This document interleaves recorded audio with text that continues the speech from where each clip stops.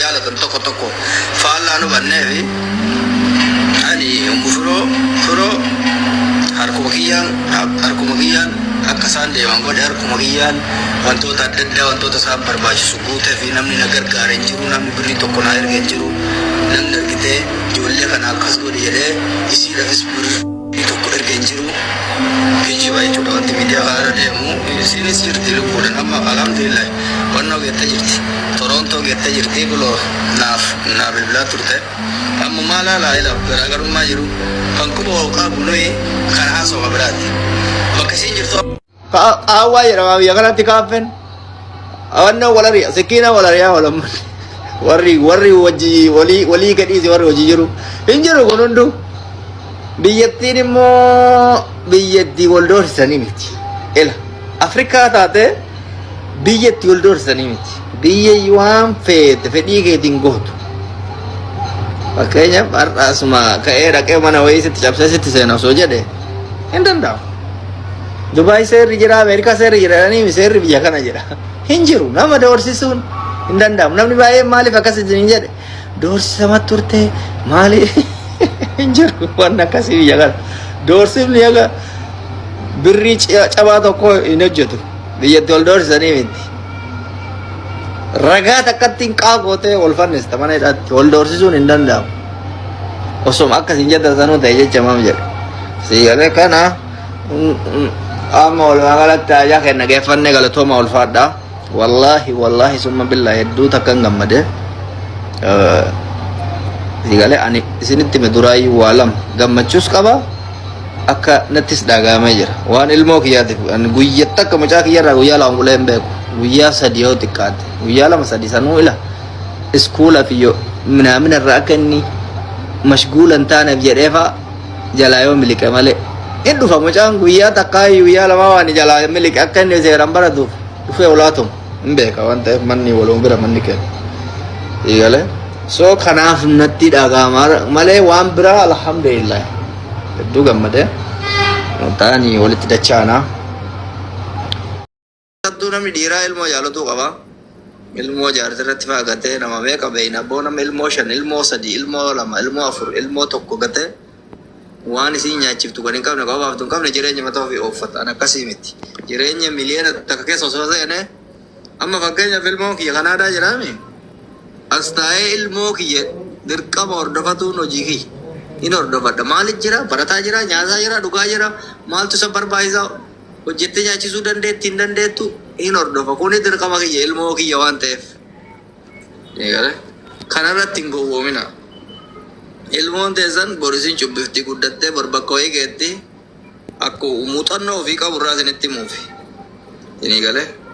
irratti hin taddardarina ani har'a odoo isiin biyya Kaayiroo irratti xiqqoo wayii deemaa raadde ilmoo kiyya fakkeenyaaf hin kennuuf. Wanti ilmoo kiyya dabarsee kennee akkasiin deemtu beeyyamaa fi kabajaa fi gammachuudhaan godheen maaliif? Biyya tanarra guddoo biyya yetashaalee agar. Jireenya tanarra jabdutti waan deemtuuf gammachuudhaan geggeessa. Isin yaagalu. Kana isiniin jechuu barbaada. Siin milkaa'u. Keessattuu namni dhiiraa ilmoo jaalatuu qaba. Ilmoo jaartii irratti faagatee nama meeqa beeyna boo nama ilmoo 5 ilmoo 3 ilmoo 2 ilmoo 4 ilmoo 1 gatee waan isiin nyaachiftu kan hin qabne qabaaftu hin qabne jireenya mataa ofii ooffatan akkasii miti. Jireenya miliyoona takka keessa osoo seene amma fakkeenyaaf ilmoo kiyya Kanaadaa jiraami. As taa'ee ilmoo kiyya dirqama hordofatuun hojii kiyya in hordofadha maaliif jira barataa jira nyaataa jira dhugaa jira maaltu isa barbaachisaa hojjettee nyaachisuu dandeetti hin dandeettu in hordofa kuni dirqama kiyya ilmoo kiyya waan ta'eef.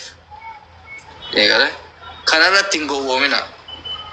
Ilmoon teessan borisiin cubbiftii guddattee borbakka wayii geetti akka muuxannoo ofii qaburraa isinitti himuufi. Irratti hin taddardarina. Ani har'a odoo isiin biyya Kaayiroo irratti xiqqoo wayii deemaa raadde ilmoo kiyya fakkeenyaaf hin kennuuf. Wanti ilmoo kiyya dabarsee kennee akkasiin deemtu beeyyamaa fi kabajaa fi gammachuudhaan godheen maaliif? Biyya tanarra guddoo biyya yetashaalee agar. Jireenya tanarra jabdutti waan deemtuuf gammachuudhaan geggeessa. Isin yaagalu. Kana isiniin jechuu barbaada. Isin jaaladha isin kabajaa. Wanni an dubbachuu barbaadu asirratti namoota gartee qeequmsa gara garaa isin irratti oofanii fi amma Ommo firoolleen mucaa isii wajjin nagayaan geetteerti. Kammoo bultii tana jabeessaa turee fi garteetiin bultii tana keessatti aarsaa kaffalaa turellee sima. Ammallee immoo akkasumatti bakki isiin jirtutti akka nu jabeessitu. Akka quba nu qabaattu. Amaanaa si bira kaayannaa. Ilmoo keetii. Akkasiniin jedhe sani kun ilmoodha. Jaannata keessattuu hordofta osoo danda'ame ilmoote. Kuni Arras borus ati ilmoo keetiif aarsaa kaffalaa turte. Ammallee bakki isiin deemtetti amaanaa rabbii sitti haa taatu. Quba nu qabaadhu amma bilbilii fi akkuma yeroo isiin kaayiroo jirtutti akka quba nu qabaattu amaanaa si bira kaayannaa taani ammoo atuu ilmoo keetiifuu irraa hin fagaattu jechuu barbaada.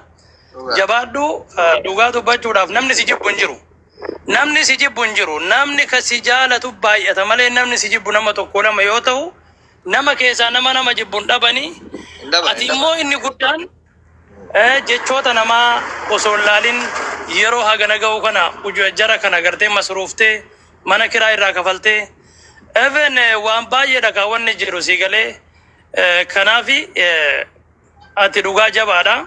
Ammas immoo wanni guddaan ati beekuu qabdu ilmoon hangafaatuni akka bakka gaarii si geettuuf kan aarsaa kafalaa turte ati jabaa namaati. Namoota baay'ee biyya Arabaa keessatti ilmaan ofii gatee ilmaan isaanii Arabni guddisaa jirti fudhattee zubaalaa keessa. Kanaafi asumaan ulfaadhu siin jechuu barbaada.